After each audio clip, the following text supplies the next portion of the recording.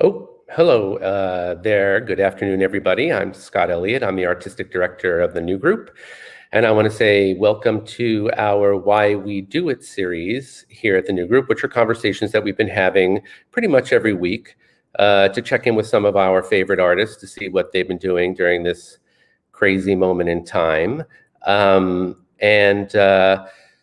these I've been finding these conversations, and I've heard from some of you guys out there who watch these conversations that you find them kind of restorative, connecting with, an artist on an intimate level. And I have too. I find it really. I look forward to it every time I get to do it. At first, when I started doing it, I was not looking forward to it and feeling nervous, but now I really do enjoy it. I find it quite restorative and gives me a reason to shave and all those things.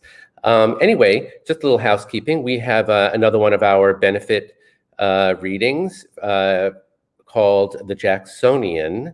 Here we are by Beth Henley. We did that several years ago, and this amazing cast is coming back to join us. Bob Falls' wonderful production of this play.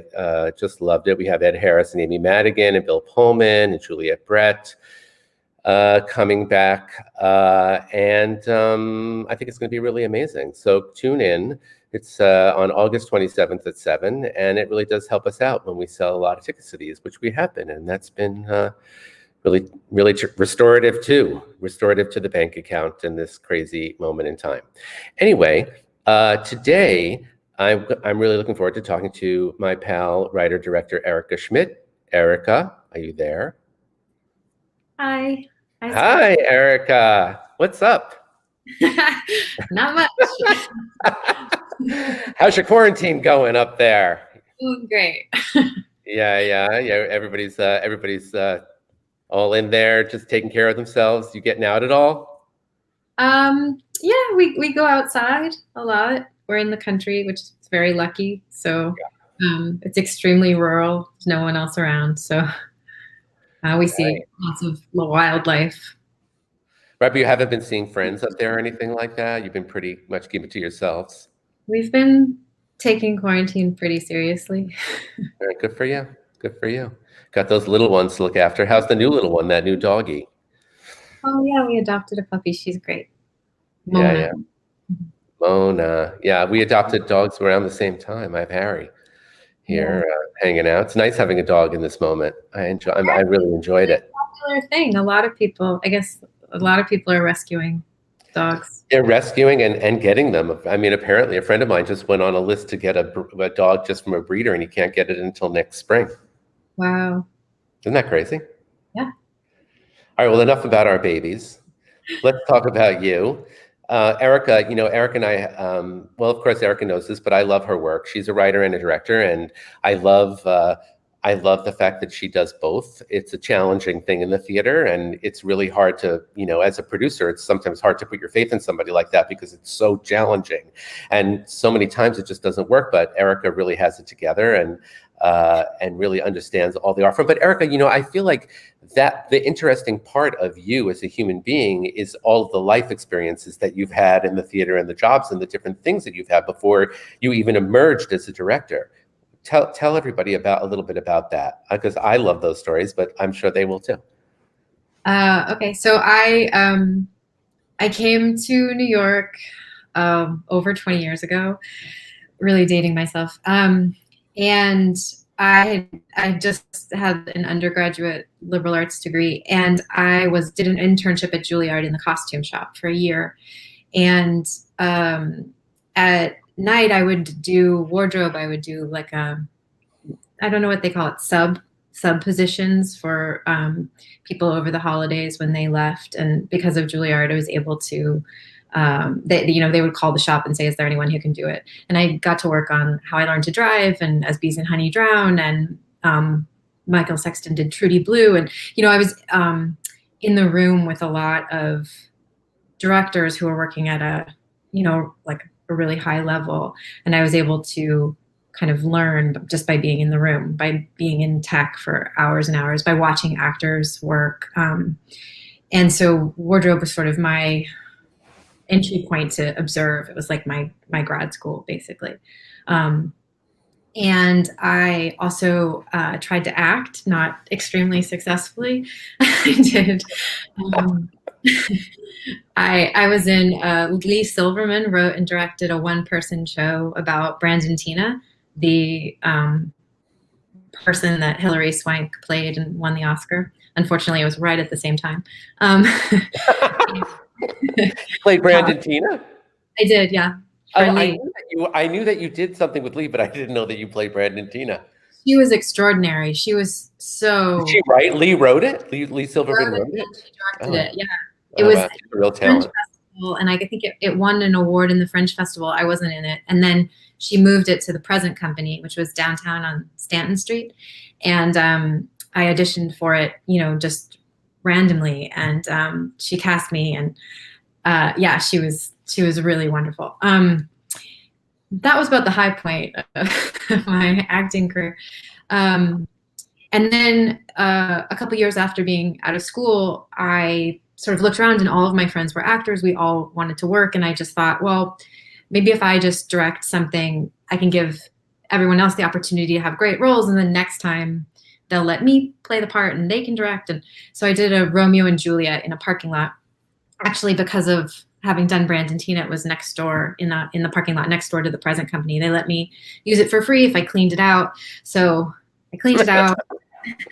I got free rehearsal space because of having done overhire sewing places in like NYU, and school was out of session and it was summer, and I did an equity workshop showcase. Do you remember that code? It was like you could only have seats and you have to pay transportation. Yeah, totally. Yeah, I did, and I adapted it. The new group started on a showcase code at the very beginning, I believe. I think, yeah. We had to. Everybody did. Yeah, exactly. It was the only way. And so I did the costumes. I just charged it all on my credit card and hoped for the best. And I think you can only charge $15 a ticket. And we ended up getting a review in the New York Times that said, basically, it looks like the kids having fun. You should go see it. And instantly we were sold out. I made all the money back. It was kind of wild. It was, and then that was it. And then I spent another year kind of doing costumes and sewing, and I got to work on the Atlantic Theater did what is the, oh my gosh, I'm not going to remember the name. Anyway, the Present Company called and they were doing the French Festival, and they said, would you do another classic play? I don't have any classic plays. And so I thought, well, I'm not going to do a big play. So I cut As You Like It to 6 actors. And we did it in the parking lot again, outside. And that show moved from the parking lot to Chishama, which was at the time in a storefront on 42nd Street. And we were like begging people off the street to come in and see the show. The concept was based on the idea of players, like all the world's a stage, this famous speech. And so they were all kind of circus players, and Lorenzo Pizzoni played Orlando and Oliver. And so he fought himself and played both brothers and did a backflip into a hat. So it was sort of like a circus theme. And after, weeks of begging people to see it, the same Times reviewer came back, and he kind of retroactively sort of credited me for, having something interesting to offer with young people in Shakespeare, was essentially the gist of it. And then again, we were sold out, and we were optioned by the Araka Group, who then ended up producing Debbie Does Dallas, which they hired me to do. And we were put in the New Works Now Festival at the Public, and then we were given a run at the Public. And from that show, I started working as a director. That's my journey. Well, it's a great journey. I see so much of myself in your journey. Maybe that's why I feel connected to you. It's interesting to hear, just how people who might not have decided to go to a conservatory or studied that way, but sort of worked their way up through the business and learned the ropes. I mean, I think I was a similar type of person to that, and I relate to that because I feel like that's what attracts me to you is you're sort of, you have, as an artist, you can see the forest through the trees, which is a really challenging thing to do when you're an artist, especially when you're creating something that, sort of the big works that you create, even though they're small, but they're so challenging, the work that you do on it. So let's talk a little bit, because I'm so curious about, because I had, Wait, Cider House Rules was the show at the Atlantic the Cider House Rules, right? They did that stage. I didn't see that, but they did that stage adaptation of that. Yeah, Right. I really formatively on with Frances McDormand and Billy Crudup that was actually at CSC. And that was absolutely amazing. I don't know if you saw it. It was like 3.5 hours long. It was so brilliant. Yeah, I heard about that. Didn't she? Yeah, I heard about that. No, I did not see it. That was Blue but Light. I wish I had. Blue Light, right. That was right, Blue Light. Naughtons. Were the Naughtons the Blue Light? That's right. Yes, that's right. Yeah. Oh, I love those guys. What a great family. Yeah. The Jim Naughton and Kira, and it's a great. Yeah, great group. So let me just talk a little bit about this whole Shakespeare thing that you were in, because the last thing I saw of yours was the great Macbeth that you did.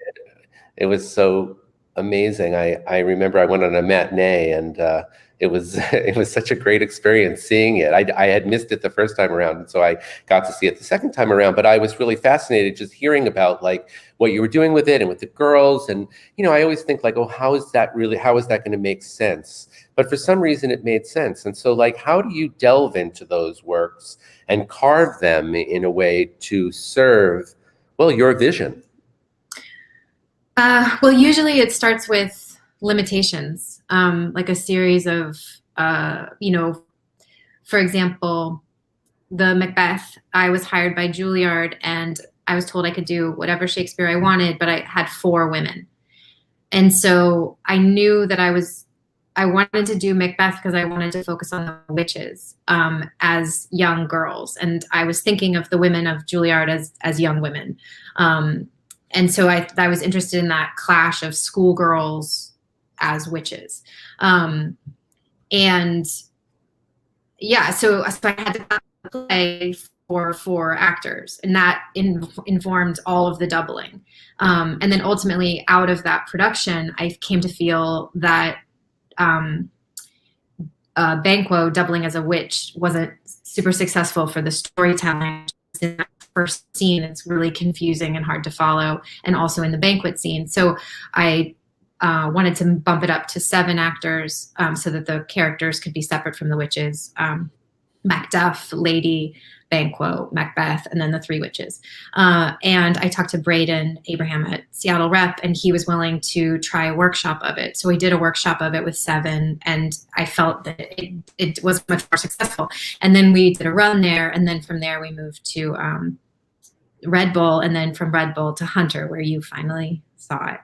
And I mean, I really hope it gets to have another life down the road. I mean, the idea is that the gendered language of the text, like all of these men in the play are always expressing that they're men. Like they say, we are men. They don't even get dressed without saying manly, ready. They're always identifying as male, which is strange. And I think nothing in Shakespeare is without purpose. So you wonder why did he do that? And he was writing, of course, for a company of men. So when you have a company of women, suddenly that language stands out in a almost a Brechtian sense. It feels absurd, but also somehow more true in a way, because the like the lie that's always happening when you act is just exposed. If I act just like my gender is female and I'm not trying to act manly in any way, whatever that means, and yet I say I'm a man, somehow there's like a something I think exposed, or like the space between the audience and the actor becomes broken down in a way. It feels more, oh my God, am I making sense? It feels more intimate, more. You are, like I felt that when I saw it at Hunter, like I would say immersive in a way, but like, how people call immersive theater this other thing about like when the walls are, when you're in it, but there was something about it I felt that really brought us into it, in a way, like, sometimes when you watch Shakespeare, it takes a while, it takes a while. The plays are big, they're thick, Yeah. there's a lot of language, and if they're not, expertly done, Well, it's I'm hard obsessed with Shakespeare as, basically as a slut. Like I feel like he was really writing for the common man, and he was such a like a ham. There's so much comedy, and there's so much like real straightforward appeal, and I feel like we receive yeah, it in irony, yeah. and it's just, it doesn't have to be. And so I do like extensive text work to try to really understand all of the different fluid meanings behind the words, because I think that's also part of what he was doing, is that you say one thing and it means 26 other things. Like what's done cannot be undone. And that would have been the first time that his audience was hearing "un" before a word. So he's not saying the thing is the opposite. He's saying it is both at once. And it's also Duncan. What's done cannot be undone. Duncan is the king who's been undone by being killed. So it's like there's 26 different layers in every line. It's just such a treat to me to kind of unpack that and work on that and try to make it just really clear, so that the audience feels it, like, restores the kind of the original horror and also humor to the language.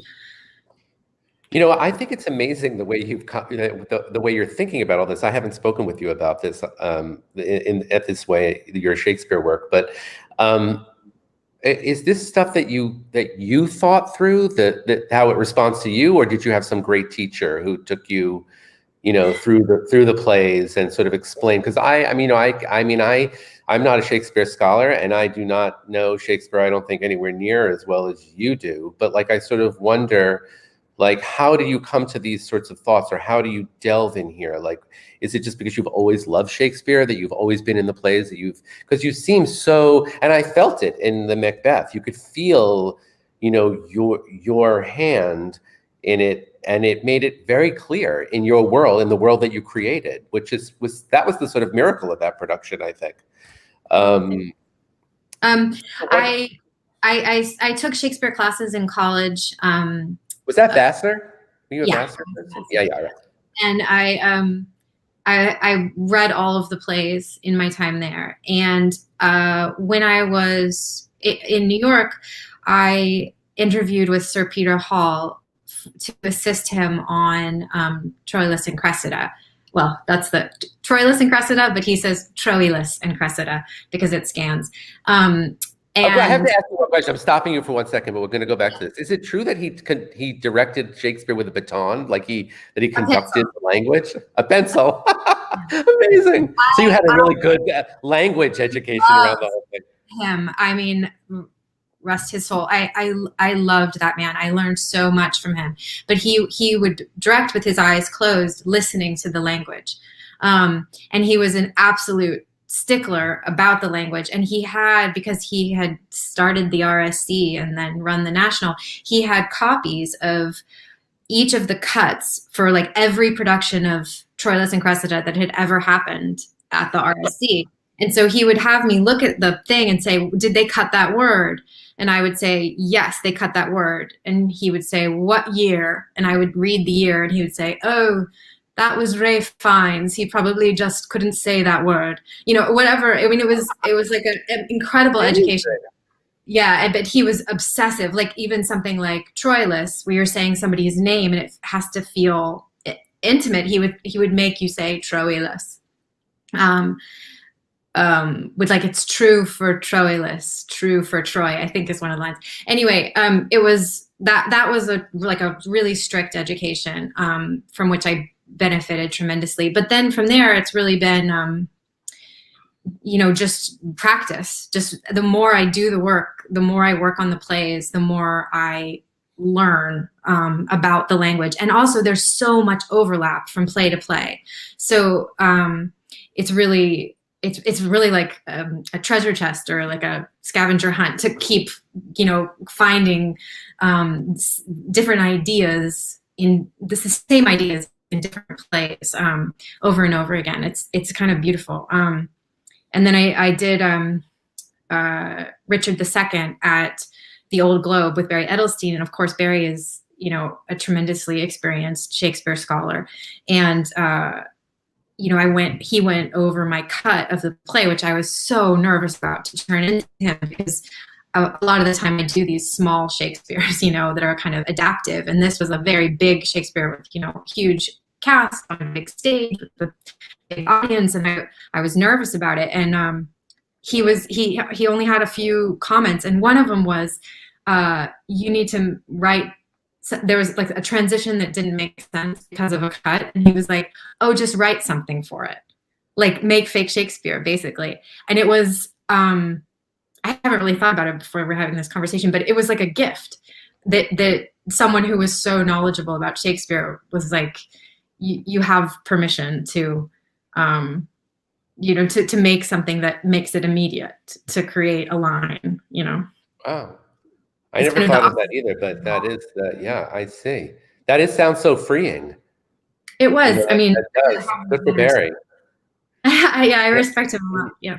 Yeah, that sounds so freeing. And so you're working on another one, right? Are you allowed to talk a little bit about like the new one that you're doing and where you are in the process of that? And then we'll start talking about, were you like the Three Faces of Erica? Because then we can start talking about your more contemporary work. But let's stay on this, because I don't know this part of you, because we work on contemporary things together. Even Cyrano, which was a contemporary feeling. But tell me a little bit about the new one and where you're at and in the process. Yep, I was supposed to do a workshop of Hamlet at Seattle Rep, where Macbeth really started, but it got canceled because of COVID. But then I used all of the time of COVID to do my cut of it, which is really hard. I mean, Hamlet's a big big task. Scary. But I'm excited about where I've ended up, and it's a cast of 10, and I did something I've never done before, which is because I didn't have the benefit of a workshop, I wrote stage directions like as I imagine it in my mind, in an effort to kind of convey to Braden what it was that I was thinking, and I sent it to him, and he seemed to like it. So I'm really excited and hopeful about getting to do it one day when there's theater. Yeah, when there's theater again is right. Yeah. We'll talk about that too, but I have another sort of thought about like the Hamlet, but just curious, and if you could talk a little bit about like, is there a gender thing with Hamlet? Is it like, what's the thing? What are you doing with it? Oh, I can't give that away. Oh shit. All right. I thought I'd get a little bit out of you. I honestly wouldn't think about it. I wouldn't have thought about it twice, but Gregory Mosher, who produced the Hunter Theater Project run of Macbeth, he's so amazing. I don't know if you know him. Sure. Yeah, I really enjoy his company. Anyway, he and I were sitting watching the women on stage, and he said, I want to do Hamlet. And I said, I want to do Hamlet. And he said, I want her in it, and pointed to a young woman named Sophie, who was in the Macbeth. And I said, I just offered her Ophelia. And he was like, that's what I want her to play. And I said, okay, what's your idea? And he was like, I'm never going to tell you. So then I thought maybe I shouldn't say my idea. Yeah, no, you don't have to say your idea, because maybe he'll take your idea. Keep it close to the. Yeah, I understand that. I don't really like talking about that stuff either, but now I'm like Jimmy Fallon, so I have to try to get things out of people. Like, it's my new job. Try to get you to spill the beans on all your shows. Anyway, let's just talk a little bit about like, your relationship to the new group, which is so precious to all of us, and just like how I met you. I guess, how do we meet? I think who sent me your play? Was it Sherm, or or who, how did Yeah, I get all the fine boys? I think it was Sherm who sent me the play, but of course I knew you because your husband had done, Peter Dinklage had done Things We Want by then, and I think that's how we had right. met probably. But And I then, remember when I saw the play you did with Thomas Bradshaw. oh, Burning, Yeah, no, Intimacy, yes, Intimacy. right? Yeah, Sat across from each other afterwards at the I West, remember that now. I remember and that. Yeah. I said, "Who did the costumes?" Do you remember this?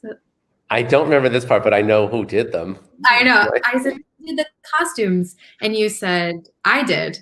And I said, "Oh my gosh, that's amazing." And you said, "It's my company." I was like, "I love you. I love you." I had just felt like, I had never done it. And, I do love fashion and I had never done costumes before. And I just thought, I had such a great relationship with Thomas and Intimacy sort of was a mall show.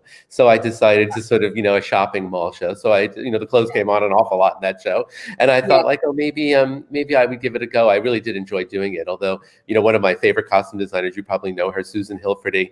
She yeah. once called me out on it, I so, assisted her. oh, Yeah, you did? I did. Yeah, she Yeah, called me out on it, like, oh, you did the costumes. And I was like, well, I just wanted to give it a go and see what it was like, just to sort of do something different. that But show was incredible to watch. It was horrifying and wonderful and scary and that's Thomas Bradshaw. He's one of my favorite people. He also figures quite prominently in the new group because he's on our board of directors, and he's also the head of our racial diversity and justice committee on the board, and he's the head of that. And so he really does figure prominently into our growth and our future. He's an artist I totally trust. Anyway, so I got your play and I read it and I was like, oh wow, I really was sort of taken with it. And but your resume, what I knew about you was in this sort of other world. I mean, except for like Debbie Does Dallas, which is another thing we could talk about, but maybe we'll have to do that in the cocktail hour because I'm curious about that too. But but uh, but how did so was that your first play, like your first contemporary play, or where does that fall in your work? I'm sure I know, but I of course can't remember.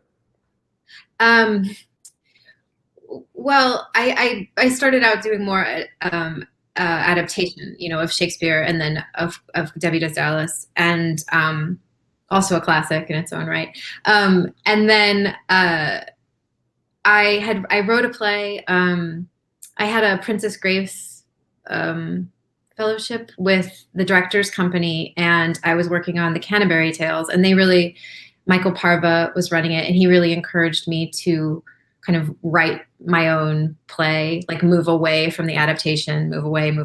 And I did write a play that never saw production, flirted with it, but never happened. I did a couple of readings. And then this play, which was Girls Turn Red and then became All the Fine Boys, I worked on at the Vineyard for a long time, as you know, doing development workshops with Sarah Stern, and then I believe Ian brought it to you after that. Oh, right, He right. saw it at the Vineyard, and then Sherm kind of doubled down and wrote to you as well, and then we did 2 readings, I think. And then you gave me a really great note about the end. And then I did a rewrite, and then you said you would do it.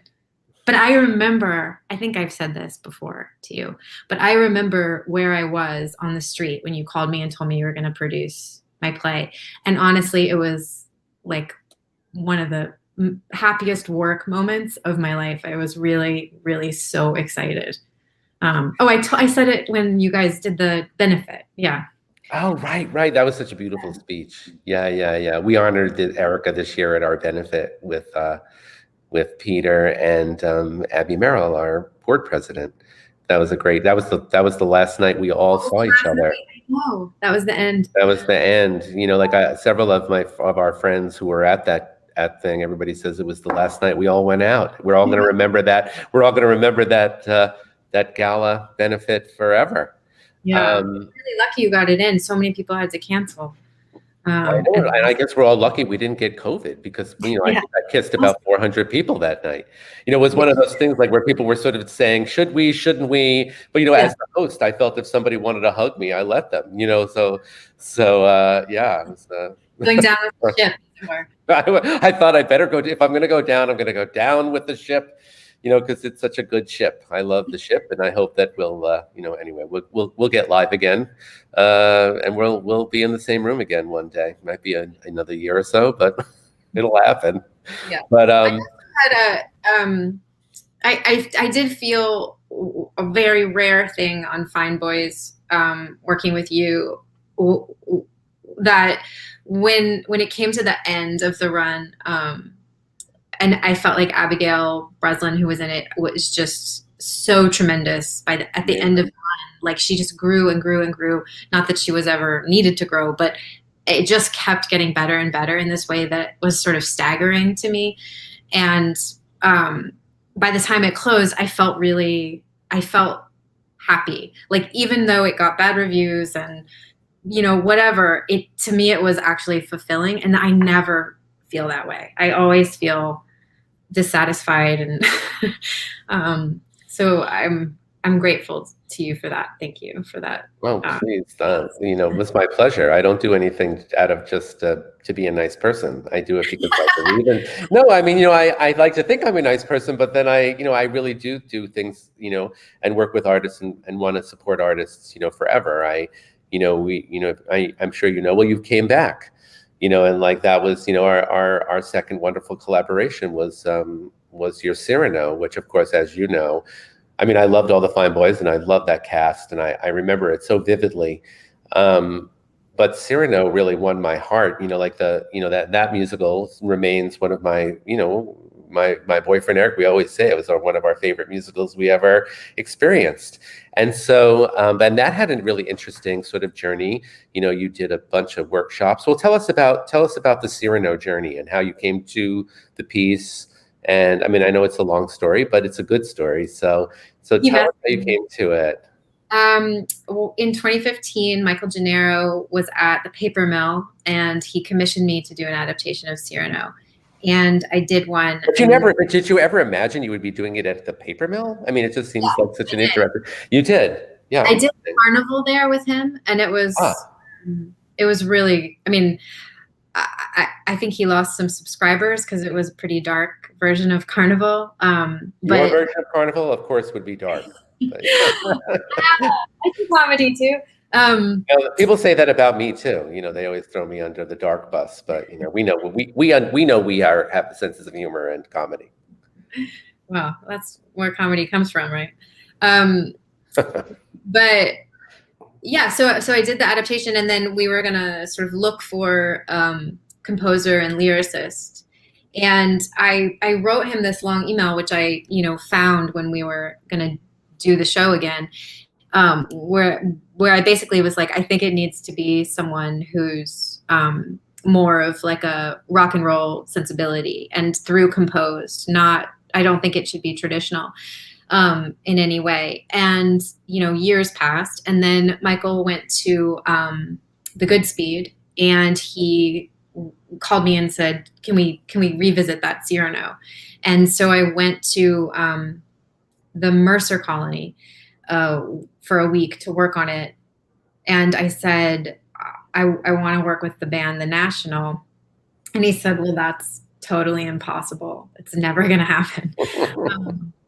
And I basically just pursued them for years over several different countries and states, kind of going where they were and trying to convince them to do it. And,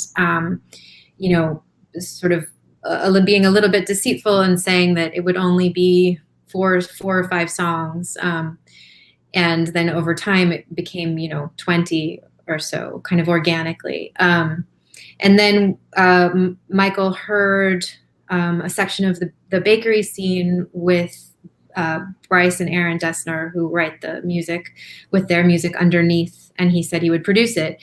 And that was before there were really any songs. And so we kind of had a deadline, and then we did it at the Goodspeed. which they call a workshop production, I believe. So it's fully produced, but they're not meant to have reviews of it. And you saw it there a couple times, and then you said you wanted to do it, and then we did it with you at the new group.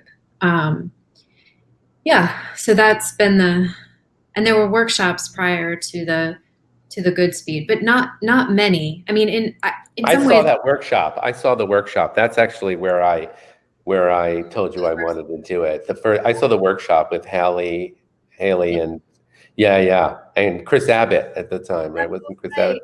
Yeah, I saw that one, and that's where you hooked me in New York. Oh wow, that was early days.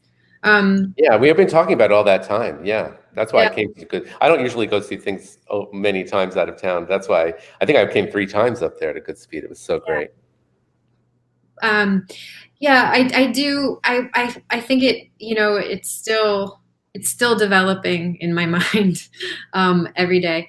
Uh, it felt I felt like I learned a lot in New York, and like there's still another leg to its journey.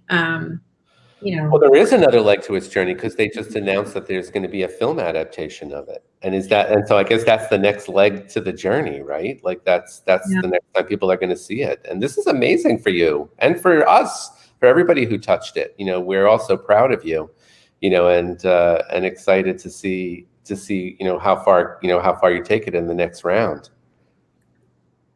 Thank you. What are you doing? I don't even know.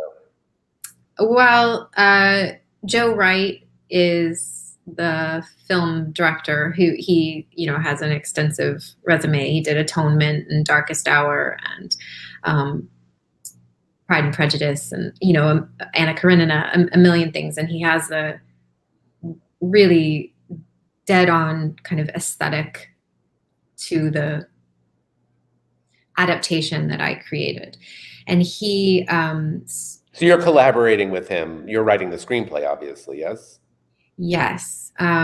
Yes. He is, how do you say it? He shares a child with Haley Bennett, it was the Roxanne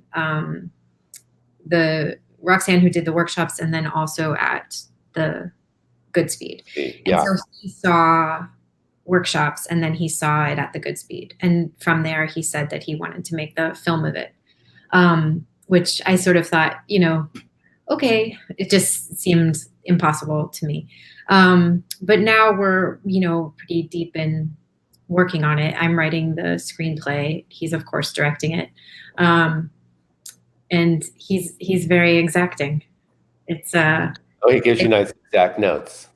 it's an education. I've never written a screenplay before, so I need it. Yeah, I think you're really getting, this is such a great trajectory for the project. Really, it's so because it always felt so cinematic anyway, with the way the score and the way you staged it. And it's going to be, I don't know, I'm totally excited by the notion that you're going to be doing something like that in a project that, had the good fortune to present in New York might, reach a wider group of people. And are you making big changes, or are they? I mean, is there new music? Are there new songs? Are there what? Not so far. I mean, there are the structure is pretty much the same. I would say it's interesting. I keep wrestling with for example, Joe sent me a picture from a location scout of Haley standing in a theater, and I just started weeping because it was so. That sounds dramatic, but it's actually true. I believe it. It was so beautiful, but it was also exactly what I had always imagined, but you can't do on stage. So there's this the aesthetic possibilities and the transformation of space, obviously, that's possible in a film. The way you can move is so different, and in many ways, it's completely freeing. So I think that the script is reflective of that and different, but I'm trying. It doesn't feel, I feel the core of it hasn't changed. Like the last scene is pretty much exactly as it was was really where I was always the boldest with how I wanted to reimagine Roxanne. And I think that's been kind of the template by which the rest of the piece has been influenced now, to kind of make her that strong woman that in the end demands to know why she was catfished, basically. Of course, I love the theatrical life that you brought to it in the Cooperman Brothers. Will it be choreography in the film, or is it more like oh, there will be. Yes. So interesting. Yeah. That's so cool. It sounds amazing. And of course, I wrote our dear friend Aaron Dessner from the National the other day because I had listened to the Taylor Swift record. Yeah, I thought it was brilliant. And I actually like Taylor Swift, so of course I immediately listened to it and I thought, why is this really getting at me, this record? And then of course I looked it up and there was Aaron. I wrote him a little email saying, you're going to be rich and famous now. Don't forget the little people. But I think that was so. I know, but you know what I mean. It's a whole other level. It's a whole other level. The Taylor Swift National's an incredibly successful band. Of course. Yeah. But it's brilliant, and that album Folklore is so good. I love it. I really do. I feel you could feel Aaron on it, which is what blew me away about the score of Cyrano, because they had never written a score. I mean, they had written film scores, which of course is evident in the way that they Bryce. Bryce, yeah, of course, under the way the music was incorporated into the show. But I don't remember another time where I was so tugged by a score, from beginning to end, the way I was by the score of that show. And so I'm so excited to see them. It's always fun to watch people do other things, but I never imagined Aaron with Taylor Swift. But there you go. Yeah. It was really, really fun. Anyways, so if you can believe it, we only have like 1 minute left before we're going to go into I told you it goes fast. So we only have 1 minute left before we're going to sign off for 5 minutes and go into our next phase, which is our cocktail party. And if anybody out there wants to join, it's a few dollars, but you get to spend a little extra time with us and ask some more questions in a more intimate way. So please go to our website, newgroup.org, if you want to join the cocktail party. Is there anything else, Erica? I mean, I know there's so many things we could have talked about. I have a list of things I wanted to touch, but I didn't get to everything. Is there anything that I need to say, or anything you want to say? Or it was so delightful talking to you and seeing you. You look great. Oh, thank you. I love the glasses. Oh, yeah, I can't see without them. You look good. You look good. All right. Well, I guess so. This is going to be the end of this part of the conversation. And next week, we have the great Brandon Victor Dixon, one of my favorite performers, who is the lead in our, the minute we can open, we're going to be doing this musical Black No More that he is the lead in. And we're cooking up some other things. So, there's Brandon. Next week, I'm looking forward to it. And we got Nico Santos and Natasha Leone, two of my favorite funny people coming up after this. Okay, well, Erica, thanks again. Thanks everybody for tuning in.